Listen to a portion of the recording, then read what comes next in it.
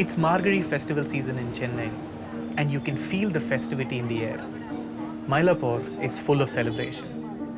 The Mylapore festival is organized every year in the heart of the city and has over 30 events organized with over 100 artists performing.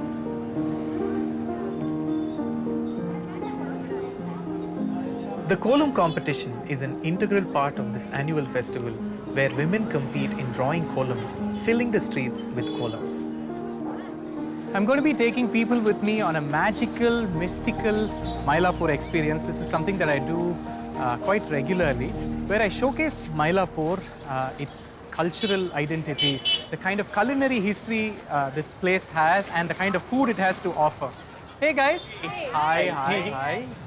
Thank you for making it this morning to the magical, mystical Mylapore experience. If I say Chennai, and if I can get you to relate to a particular food, what is it? Filter coffee. Okay, anything more?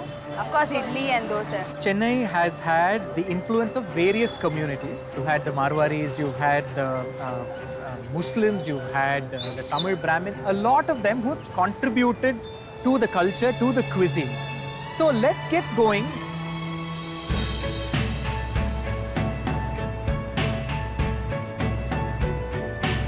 So it's called Mami Tiffin Stall because there used to be one old Mami, I think her photo is inside. She set up the place with the idea of just, cooking like homely food and giving it to, say, bachelors who lived around the area. And they, in turn, gave this particular name called Mami Kadai.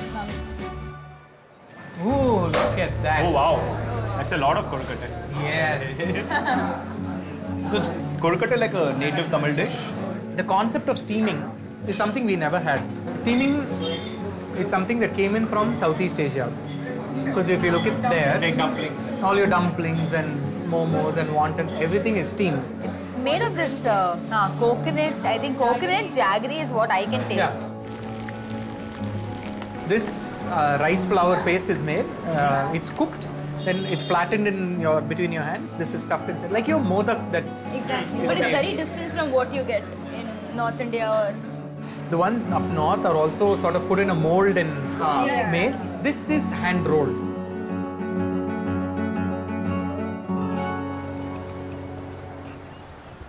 Oh, what is this?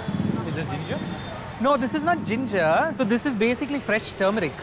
Oh, okay. And we are during the time of Pongal, which is all about prosperity and harvest. This is one thing that is bought in most of the homes as a sign of prosperity. Anything to do with haldi is auspicious. Right. So this is a fresh one. Okay. Although this is just... In a particular manner or... I've not heard too many people cook this in the south, but I have had pickles made out of this, like I freshly think grated. it's a North Indian sabzi. Yeah, I've had a version where they grate mango ginger and fresh turmeric. They put some lemon and salt, and they just serve it like a salad or a pickle. It is outstanding.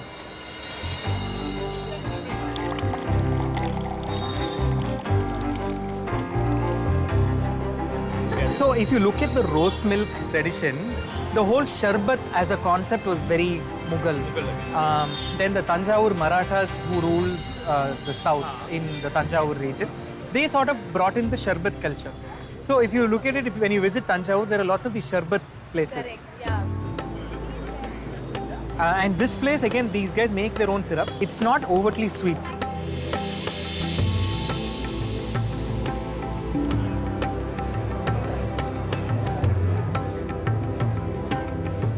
So we are here at one of the other legendary places called Ratna Cafe. Do anybody of you know what it's famous for?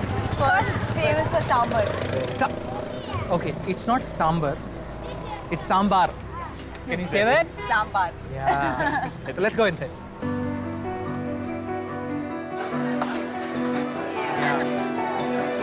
Since we are just like 5 of us, they brought it in this small sort of beaker. Otherwise, it'll be this huge jug filled with sambar. And the way I eat it is, I'll pour at least like 4 or 5 times sambar for this one idli. Keep having 2-3 pieces and And then replenish it with sambar. That's the way you do it. it.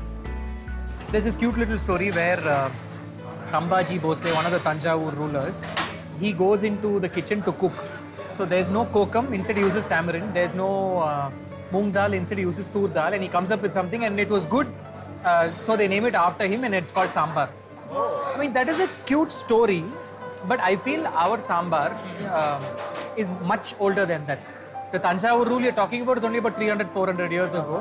Whereas if you look at the Sangam literature, which is several thousand years ago, there are references to something like the sambar. It talks about a tamarind.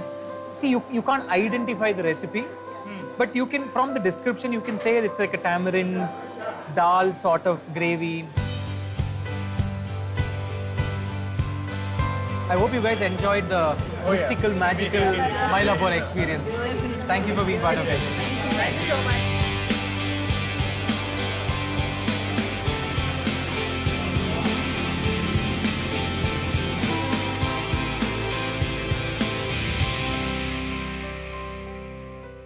The Dabba Chetty shop is a country drugstore where you can find not just the regular spices, but spices you can't find anywhere else. Many of these spices have medicinal value, and he may be one of the few people who still know the remedies possible and connected with each of these spices and herbs. You are one of those iconic landmarks in Mylapore. It almost feels like I've come into a different era. 1885 is when established. Our great-grandfather, Krishna Swami Chetty, has started this shop. For the past 40 or 45 years, I am taking. After this internet revolution, many younger people are coming. They are more knowledgeable than us. More quantum of information also is more. So they are able to understand it and buying it. So today, do you think I can maybe go over your store and pick up some ingredients for me to put it together into a recipe? Oh yes. Yeah? Oh yes.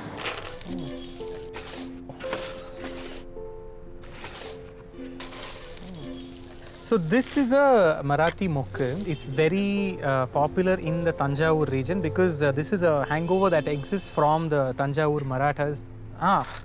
This looks like marbles, but it's called surarkai. So this is good for those who have like gastric issues. This can be broken. There's a small nut that comes out and you can eat that.